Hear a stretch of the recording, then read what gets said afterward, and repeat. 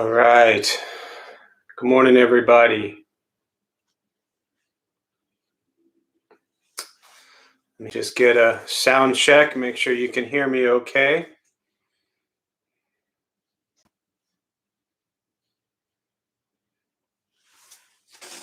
Just a thumbs up. Let me know the sound's all right before we get started.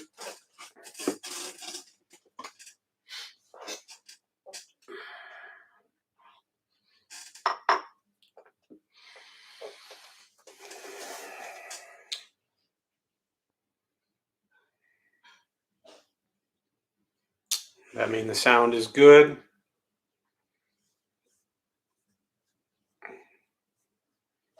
All right. Thank you all. I appreciate it. So we'll go ahead and we'll join palms as we begin. And you can repeat after me. I take refuge in the Buddha. I take refuge in the Dharma. I take refuge in the Sangha. And keeping these palms joined.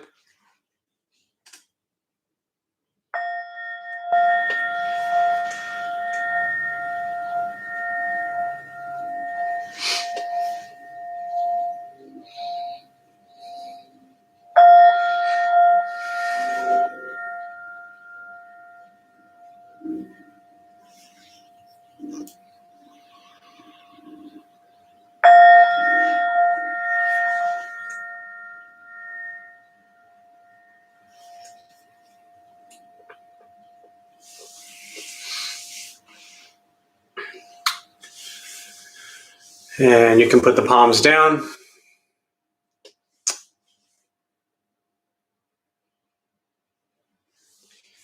All right. Good morning, everybody. Thanks for joining us. My name is Jeff. I will be leading this morning, as I do every Saturday morning for the last 12, 13 years. I'd like to start with a question, just to get everybody kind of comfortable. It gives you an opportunity to communicate with each other, and also a little bit of time for others to join on before we start the meditation practice. So my question for you this morning is, it really has a lot to do with, well, I'll just throw the question out there first, but the question is, how easy is it for you, or how difficult is it for you to stay positive and stay motivated and stay inspired each day? And so whether it's, during a pandemic or not, there are opportunities each day when we wake up to observe that day with a tremendous amount of appreciation and gratitude, or an opportunity to observe the day with a more negative mindset. So the question, very simply, and I'll go ahead and type it in here for those just jumping on, is how easy is it for you to keep a positive mindset and outlook when you start your day? How easy or difficult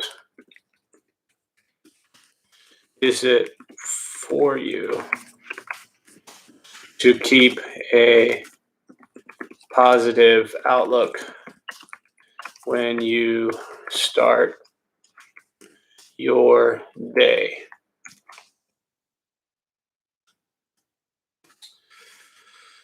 So somewhere on the screen there, you'll have a chat box. Feel free to just chime in with your response, as brief or as lengthy as you would like.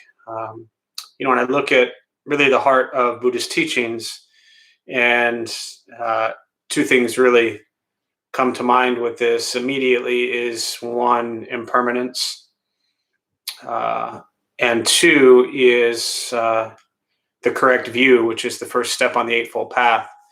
The first thing I'll touch on as far as impermanence, just as you're all responding, um, is that no matter what your mindset is when you wake up, or whatever is happening at that moment when you wake up, impermanence tells us it's going to change, and it will be completely different 5 minutes from now, 5 hours from now, 5 days, whatever it may be. And so, regardless of how positive or negative our mind is when we start each day, we know that we will change. We know the circumstances around us will change. It doesn't mean they'll always get better, and it doesn't mean they'll always get worse. We just know it'll change. So to fixate on something being so negative, I've never found really beneficial, because it just keeps us stuck in a real negative state of thinking. And the second thing, when I look at the correct view, and for those who are new, without going into it right now, but the Eightfold Path is the fourth step of the Four Noble Truths. The first is suffering exists. The second is the cause, which is greed, anger, ignorance. The third is the ending of it, liberation, nirvana. Excuse me. And the fourth is the path. And that's the Eightfold Path of correct views, thoughts, speech, action, livelihood, effort, mindfulness, and concentration. So the first one being correct view, I find this very important, but I also want to draw a kind of clear distinction here, and understand that correct view doesn't always mean this kind of false sense of positivity. To me, correct view is to see things as they truly are. And so I bring this up because I feel it's always beneficial for going to choose to be negative or positive, to choose to be positive. But for me, correct view isn't about negative or positive. It's about just seeing things as they are in that moment, and being able to respond with wisdom and compassion in that moment. So I bring up impermanence first, because if you start your day in a negative state of mind, I think it's important to understand the impermanence of that will change, and you can again be positive. The second part I bring up about correct view is to point out that, to me, this practice isn't about being wrapped up in negative or positive, but just embracing things as they are. So it's a little unique in a sense that not trying to attach or cling to positive or negative. But so, all right. See some responses here before we start the meditation. Marley, staying positive and appreciative is easy for me. Motivation is something else altogether. Yep, absolutely. Benton, easier on some days and harder on some days. It's a process. I'm thinking that's what that says. Every moment really, or a practice maybe, every moment really. Yeah, definitely. Always a practice. And I'm a work in progress. Some days better than others, for sure. Roberto, it's a challenge. Positivity does not come naturally to me yet. It is probably why I'm drawn to the Buddhist teachings, for sure.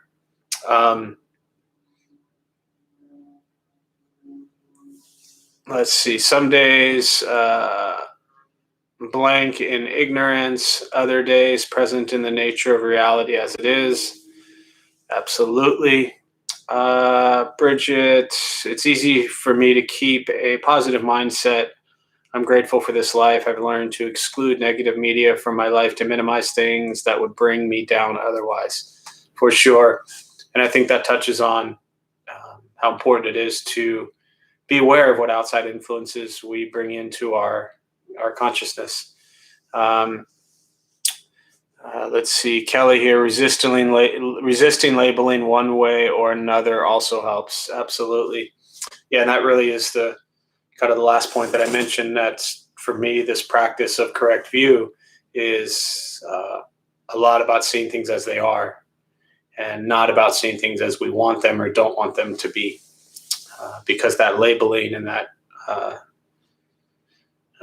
discriminating mind is really what causes so much struggle. So, okay, so with that, we'll go ahead and we'll start the meditation practice. For those who are joining us for the first time, welcome. There's a few things I'll tell you before we begin. Nothing's going to happen to you. You're not going to float away. You won't have any mystical, magical experiences. The mind that races all day long is not going to shut off. Don't judge your practice, meaning don't ask yourself, am I doing this right or am I doing this wrong? We're just going to sit and breathe. You'll hear sounds inside the room, sounds outside. This is life. Life is filled with chaos. And the practice of meditation is learning to get quiet and still within all the chaos. Posture, you just want to be comfortable. If you're on a cushion, help slide into the front third. Push the stomach forward. Allows the back to straighten. Shoulders are relaxed. Hands are on the knees or in the lap. I will guide us as we begin, and we'll settle into a little bit of silence.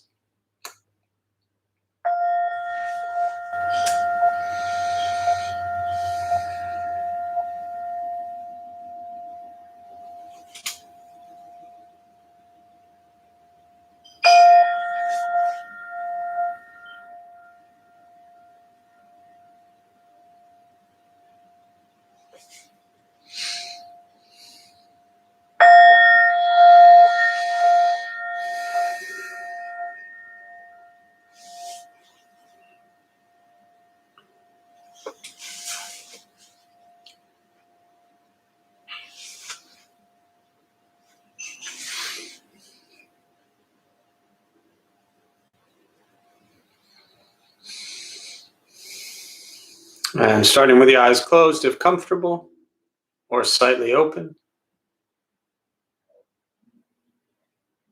Mouth open or closed. We'll start with taking 3 deep breaths, slowly.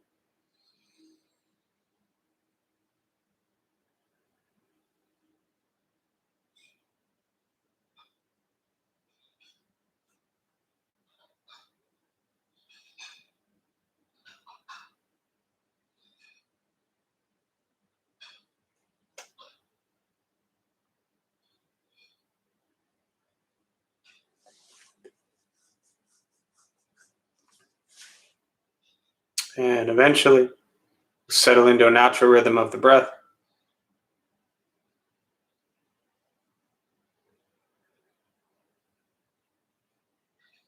Knowing throughout the practice, you'll hear sounds. These are not distractions, not disruptions. Simply what's happening around us as we sit.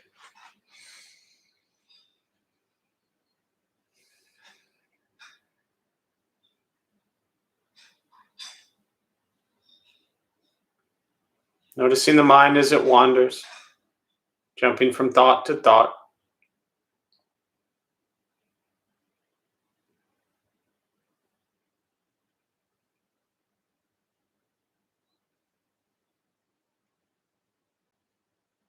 We'll start with gently guiding the attention, focus, to the stomach or chest.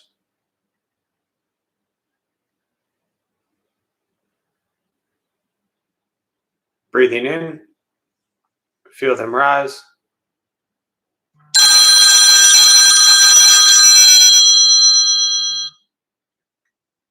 Breathing out, they fall.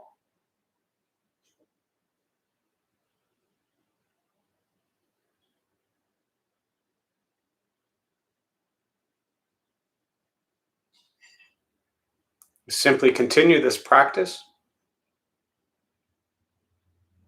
observing sensation of breath, expecting nothing but to sit and breathe.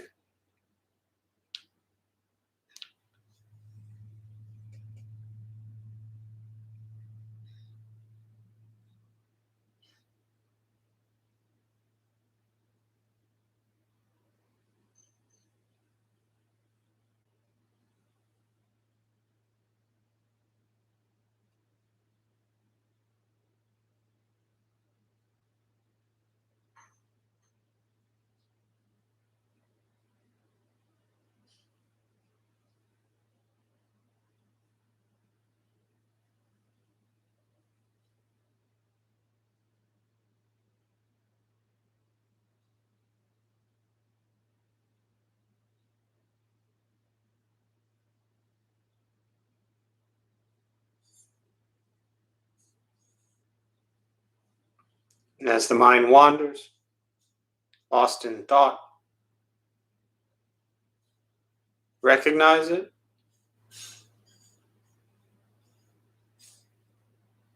release that thought, return attention, focus to the breath.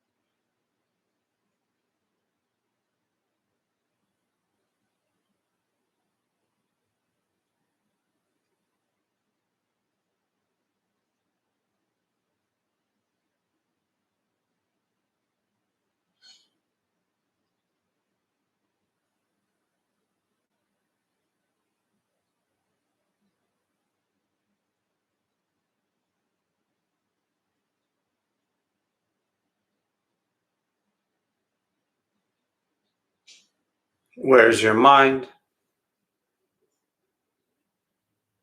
Lost in thought.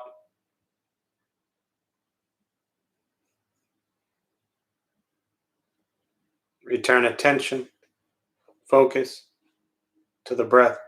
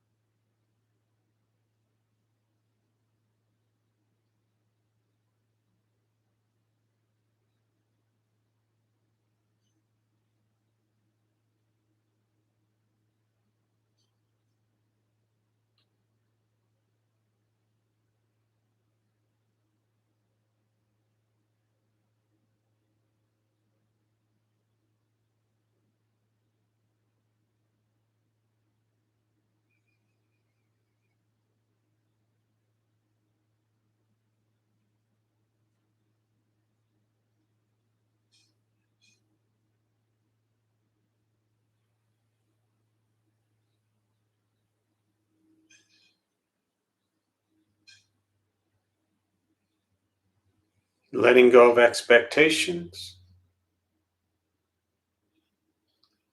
letting go of judgment from the practice, just sitting, breathing.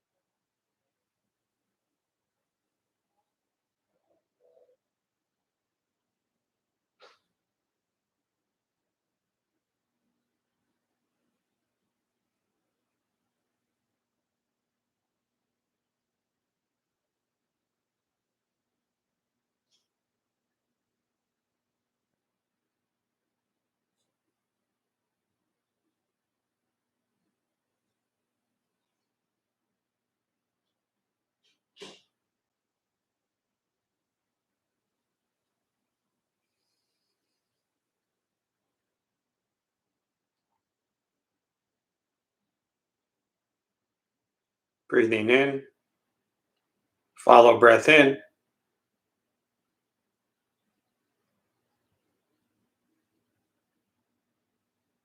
breathing out, follow breath out.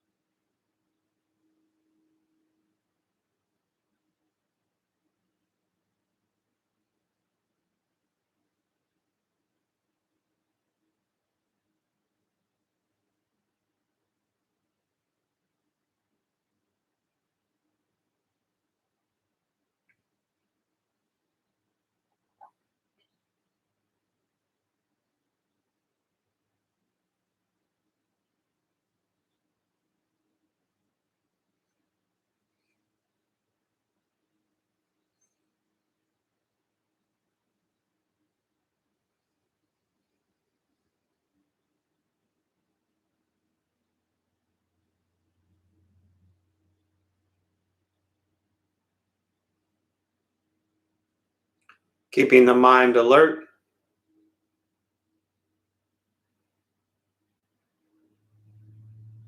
aware of each sound,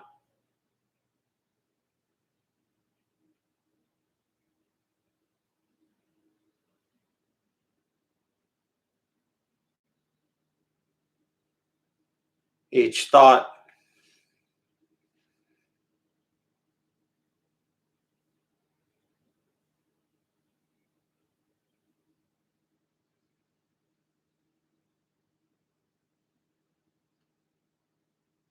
each physical sensation,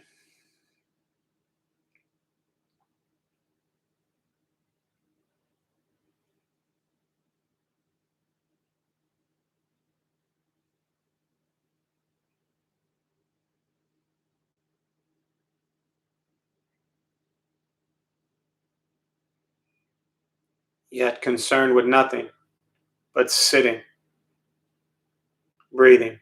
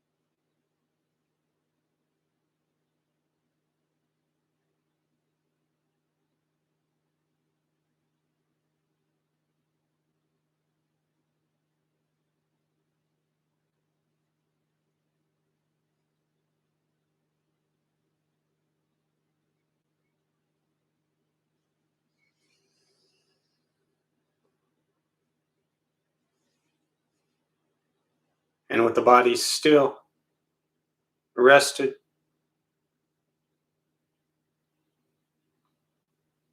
and the speech quiet, aware of all sounds, and the mind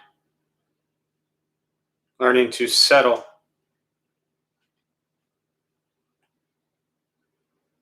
know what it's like to just sit and breathe.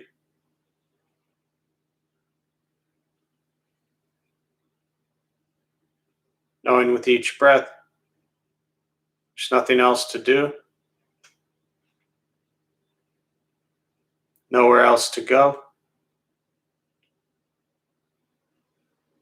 no one else to be. Everything beautiful, exactly as it is. Sitting, breathing.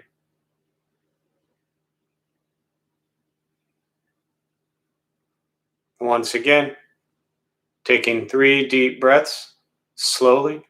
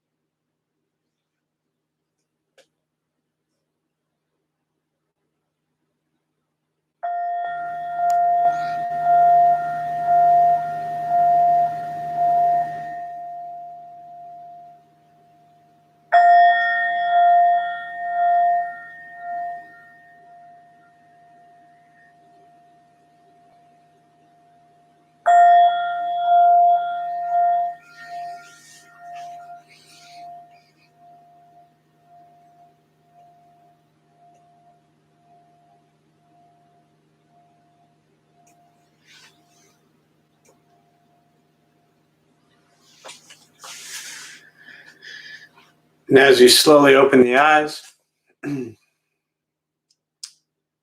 slowly begin to move.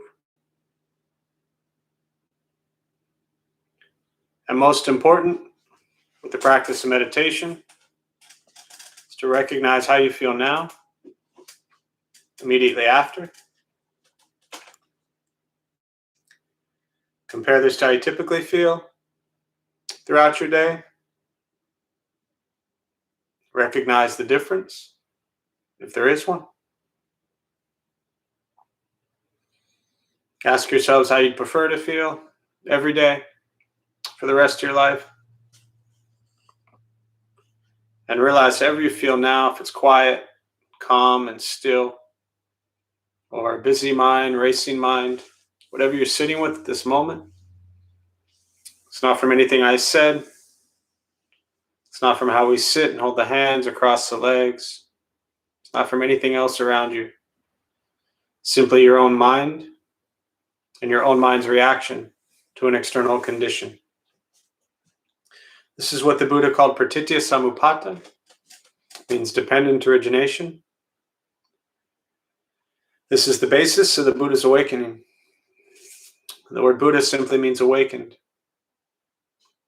He was a human being no different than any one of us who began to understand why he suffered, why he got angry, sad, depressed, stressed, anxious. He began to understand the causal relationship of all phenomena. And what that means very simply for all of us, regardless where you come from and what you believe in and where you think you're going, your whole life is filled with things that happen. You react. More stuff happens, more reactions. That's it. This practice is learning what it's like to respond to something quietly, peacefully, still. Because for most of us, the way you responded to the last 20 minutes is quite different from how you respond to everything else that's happening throughout your day. So all we're working on is closing the gap to where the way you feel now is closer to how you feel always. Just as driven, motivated, productive, successful. Whatever that means to you in your respective lives. But with a mind that's steady, clear, focused. distracted by nothing, disturbed by no one. It's not an easy practice. It's not necessarily fun, but the practice is free. Meditation, Buddhist practice is free. Sitting, breathing, becoming aware of what you think, what you say, and what you do. And that's it. I try not to complicate things, especially during these times. Try just to simplify thoughts, simplify words, simplify actions, all of those things if possible. Try to slow things down even more than usual. So with that, I always prefer just to turn over to questions. If you're new to joining us, welcome.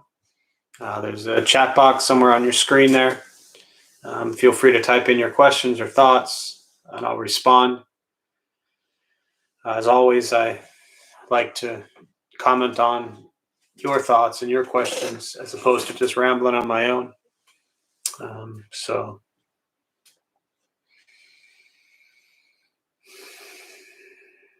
I'll turn it over to you all, again, for thoughts or questions.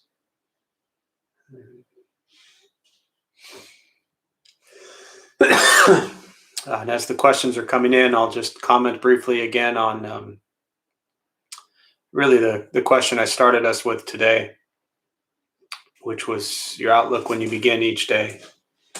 And for me, that's why the meditation practice is so important, especially in the morning. Wake up, and before you start anything, other than maybe coffee, just sit. If you get up and brush your teeth, splash some water on your face, get your coffee, and just sit first thing, before the phone goes on, before the TV goes on, before the newspaper gets opened up, for anyone who still does those things, whatever it might be. Just sit for a few minutes. If you give yourself a little peace and quiet in the morning when you wake up, it makes everything after that much, much calmer, much easier. But if immediately you wake up and you jump to all the distractions, the news, social media, your mind very quickly just gets caught in the rat race. And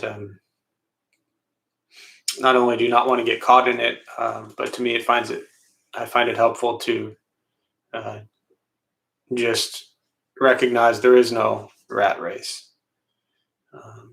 All of that is just an illusion to us. So slow yourself down first thing in the morning. I find that helpful.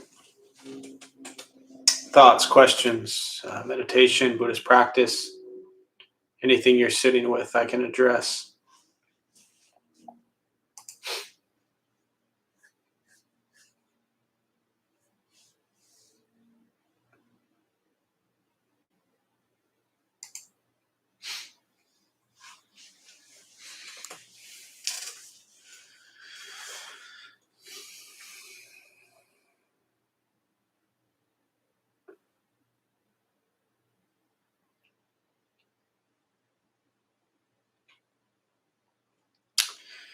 Carolyn, I'm relatively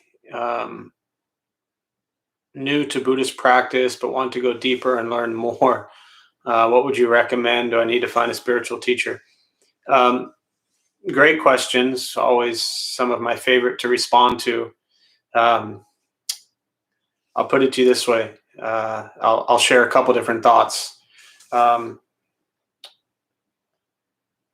I've been at this practice now every day intensely for 18 years. And I do the same thing every single day. I've been sharing what I call Intro to Buddhism and Meditation twice a week for the last 10, 12 years. And I share basically the same thing every time. I don't believe that there is, and I'll kind of justify it in a minute with Buddhist teachings on it, Um, I don't believe that there is necessarily deeper practice to go into. Um, the Buddhist teachings are very simple, um, very direct, very straightforward. And I think the deepest Buddhist practice there is, which is to mind your karma. Karma is not what you get or what you deserve. Karma is your action. And this is the heart of the Buddhist teachings. We generate karma with body, speech, and mind, what we think, what we say, and what we do. So for me, the expression of think good thoughts, speak good words, do good deeds, that we put on t-shirts and a hat, are so simple, but I think that is the deepest Buddhist practice there is. Now, if I said to you, Carolyn, or anyone really that's new, and I've been asked this question for years, if I said to someone, fly halfway around the world and go to Nepal and sit on a mountaintop or sit in a cave and all these types of things, and that means your practice will be deeper, I'd be lying to you. If I said, work harder every day at being nice to people and yourself, would I think that's a deeper Buddhist practice? Absolutely. So what a deeper Buddhist practice actually means, in my view, has nothing to do with what you might think. It's not about having the spiritual teacher or guide, and I'll touch on that in a minute with the Buddhist teachings. It's about working harder at the simple teachings, right? So to go deeper with your practice today, Carolyn, I would say spend all day thinking good thoughts, speaking good words, and doing good deeds. That's it. See if you can do that. It's incredibly difficult to do. We have been conditioned our whole lives to think unpleasant thoughts, to speak unkind words, and to do unkind things. And deepening a Buddhist practice isn't about going places or doing things in other languages or going to temples or anything like that. It's about being kinder and more patient with family. It's about being kinder and more patient with customer service people. It's about being kinder and more patient with yourself. That's as deep as Buddhist practice gets. That is the path to awakening. Surrendering your ego and your pride. These are very deep spiritual practices and very difficult. So the second part, as far as finding a spiritual teacher, they asked the Buddha this very specifically. When he was dying, he was 80 years old. He had awakened at 35. He taught for 45 years. And when he was 80, it was his time to pass. And his disciples asked him, they were really bothered. They were upset. They said, oh no, who's going to teach us now? And he said, I've left you the teachings. For 45 years, I've been teaching you. You don't need another teacher. He said, strive on with diligence and be a light unto yourself. So to me, I look at the Buddha as a very wise individual. And I take to heart really everything he said, but especially if this was going to be his last teaching, be a light unto yourself and strive on with diligence, right? What that means is nobody else can end your suffering. Nobody else can give you a happy day. Nobody else can make you feel at peace. You must do these things yourself. I think the greatest spiritual teacher is the one staring back at you in the mirror. That's it. Now, let me put another little spin on this to kind of a modern day, 2021 Western Buddhist culture where, and I'll just preface this by saying my apologies in advance to anyone who may be offended by these comments, but it's like every new social media post is the next great life coach, spiritual teacher. Every ad is for some spiritual retreat. Pay $4,000 and have some great spiritual, experience in Bali. I mean, those are just trips. Those are great practices. But I think we've gotten a little out of control with everybody wanting to be the next great spiritual teacher. I look at what the Buddha said, and I take that very seriously. So hopefully that's helpful. I also suggest you ask 50 other people that question, because obviously I'm just one person sharing one set of views that is really turned off by Western spirituality and Western Buddhist stuff, because I think it's turned into a money-making machine. And I think you have enough tools, Carolyn, from what you've probably learned at this point to spend the rest of your life practicing that. Practice kindness the rest of your life. I think that's the greatest practice there is. So hopefully that's helpful. Again, I know I take a very, I take my view on that. But I see a lot of people for the last really 18 years in San Diego seeking Buddhism, meditation, spirituality, things like that. And a lot of people, especially if they're younger, a lot of people lost and confused and angry, and people looking for that next guru to kind of jump into, or, there's a great book or a great movie titled Kumare. And then I'll finish this thought and move on to the other questions. Carolyn, have you seen Kumare, or anyone else for that matter? I don't want to ruin it for anyone. But Kumare is a documentary about a young man from India who was doing a thesis or something like that.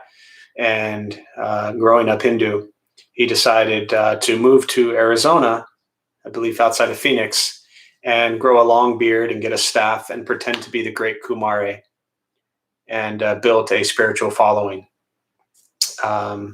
It's an incredible movie, documentary on what happens when we follow a fake guru. So I suggest you watch that. I don't want to ruin it for you, but it's really beautiful. All right.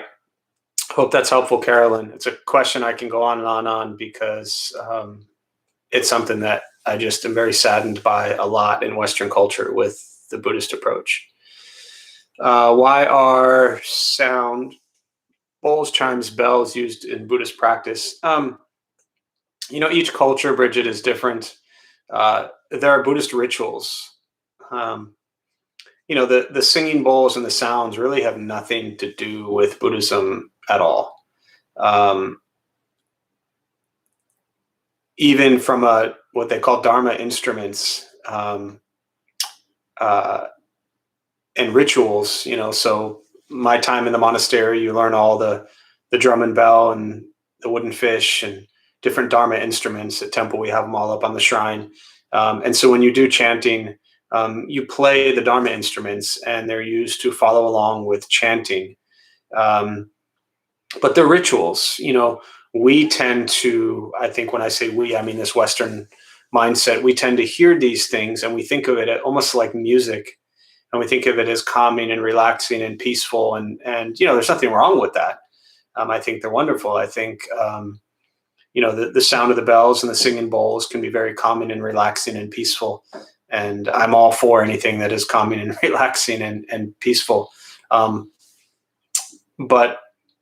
they're really not so much of a Buddhist thing. Tibetan Buddhism, you get into probably them a little bit more.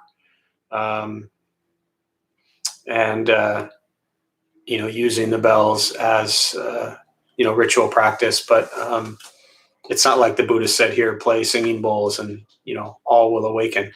Again, it's just a very kind of more of a new age, modern Western thing. All right, Brian and Linda. Hi, Jeff. Would you explain radical acceptance? Sure. Let me just sum that up for you.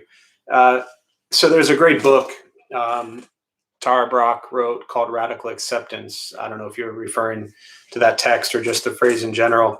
But even just looking at the words radical and acceptance, the word acceptance comes up a lot in Buddhist teachings, but I personally prefer the word embrace more than I do accept. And the reason I say that is the word to me, and this is all just semantics and how we internalize, language and words. But when I hear acceptance, what that says to me is I don't like something, I'm not okay with it, but I'm going to accept it. And what that tends to do is it still gives you this discriminating mind that says, Brian and Linda, I don't like you. Work with me here because I love you to death. You know that. But what that does is it says, Brian and Linda, I don't like you, but I will accept you. I don't like that you do this, this, and this, and I've judged you and you shouldn't do it, but I'll accept you anyways. And that's why I don't like that word acceptance, because when I hear the word acceptance, it has heavy judgment to it, I think. And so then radical acceptance means I'm going to radically, I think of drastic. I'm going to drastically accept you. Like I really hate you. I really don't like you. I really have a huge amount of distaste for everything you do in your entire lives. But you know what? I'm right, you're wrong, but that's okay. I'll accept you. And I don't like that. That's why you could put radical in front of it, but I like embrace better. Because to me, embrace is much more welcoming. It's more warm. I think it's less judgmental. To me, what embrace says is, look, Brian, Linda, this is who you are and how you are. I'm not going to judge you for that. I will meet you where you are and I will embrace you for how you are. I'm not going to judge you. So again, I think radical acceptance is drastically accepting the way someone is, but for the reasons I just said, I'm just not a huge fan of that phrase. No offense to Tara Brach.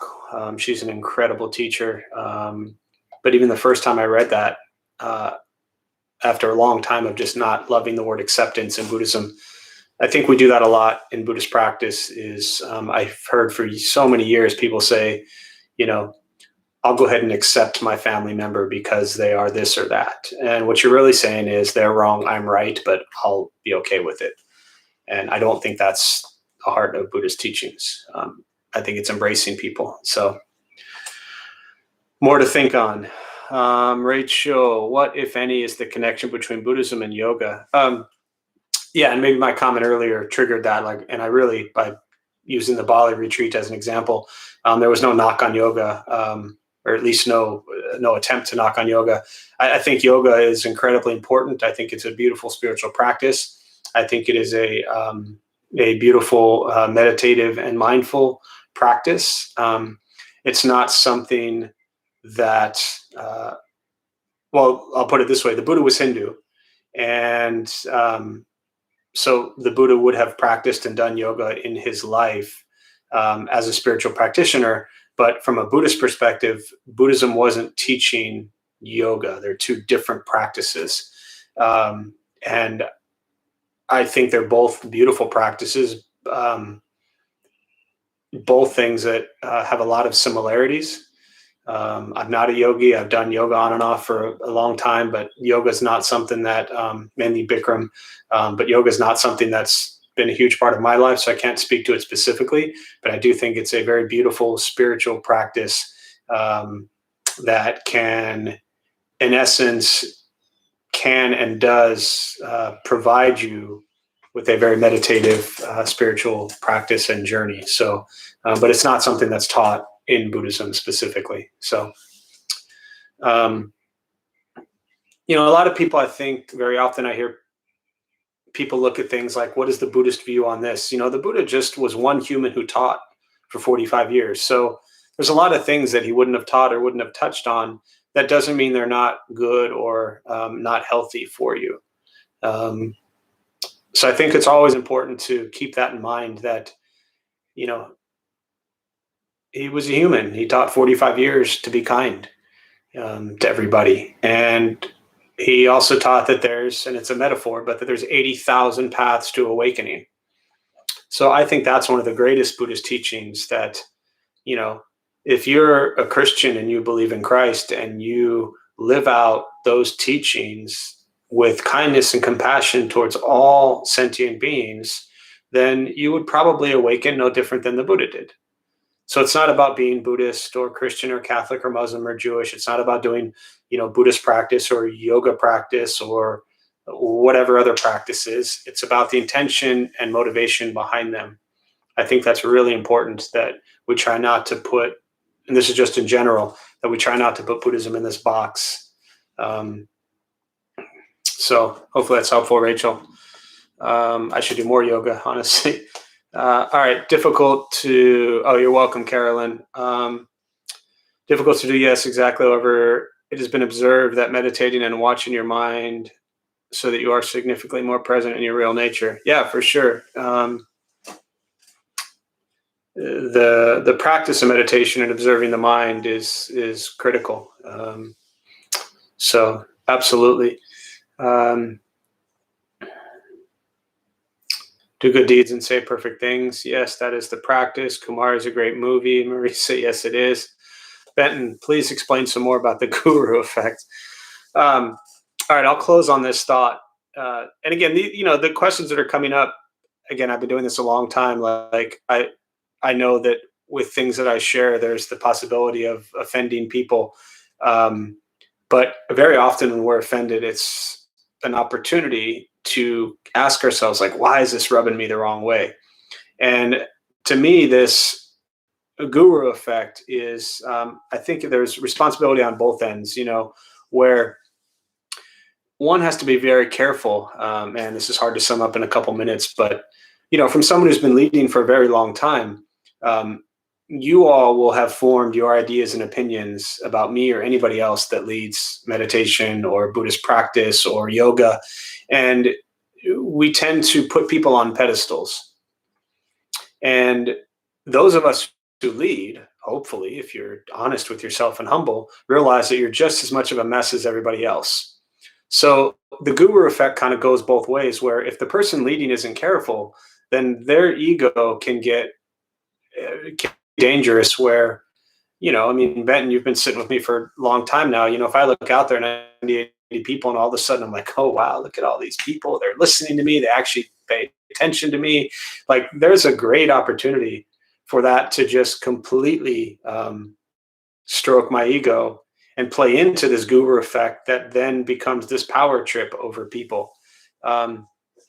And that's why, for me, and one of many reasons, one, it's just true, but I think it's really important as someone who leads meditation or Buddhist teachings to constantly remind yourself that you're just a practitioner. And that's, for me and everybody else, at the end, when I say we're just practitioners, we're not gurus, we're not teachers, because there's a lot of lost people out there, and I've seen them for years, as I said earlier. So it would be very easy for me or anyone who leads to begin to take advantage of people who show up. People looking to, say, drink the Kool-Aid, right, and just follow. And that's why that teaching that the Buddha gave, where, be a light unto yourself, I think is very important. And I see way too much in Western kind of meditation Buddhist worlds of that kind of guru-esque idea that, they want to become someone, and then they change their names, and then they charge a bunch of money to sit with them. And then, 1 week they were doing the same stupid stuff you were doing, and the next week, they're leading you and taking you, a bunch of money. So I think it's very important that we as practitioners don't elevate the person leading you, and that the person leading you is very mindful and aware of how easy it would be to take advantage and manipulate the people that are there. And I'll close really with this thought on generosity, where the Buddha was very clear. That's why he told his disciples, you do not teach generosity until after people had already given, because he knew that as these disciples are out there sharing the Dharma and feeling really wonderful, that it would be very easy to take advantage of them. And that the true practice of generosity that people feel pleasant before, during, and after. So there's no manipulation, there's no tricks, there's nothing going on there. So I could write many chapters on just the guru effect, but responsibility on both parties. Because if you're, and I know this is the case, but if you're sitting there and you think that because I ramble this stuff at you every Saturday and Tuesday for God knows how many years, that means I can do all of this stuff, I've just informed you I can't. So please drop that view. I know this stuff so well because I have failed at it for so long. Again, I know this stuff so well, and because I've been sharing it, but because I have failed at it for so long. So the practice of diligence and discipline is really important. So please don't put anyone on a pedestal, because if you lived in their head, you'd be really disappointed and surprised. All right, so I'll close on that. Carolyn, I see that going deeper really relates. Absolutely. And you summed up what I tried to say in 15 minutes, which is it's your commitment to to practice in daily life. I see that going deeper really relates to my commitment to practice in daily life. And absolutely. So with that, we'll join palms and we'll close. May the benefit of this practice be shared with all beings in all directions. May all be at peace. May all be free from suffering. May any merit gained be transferred to those who need it most.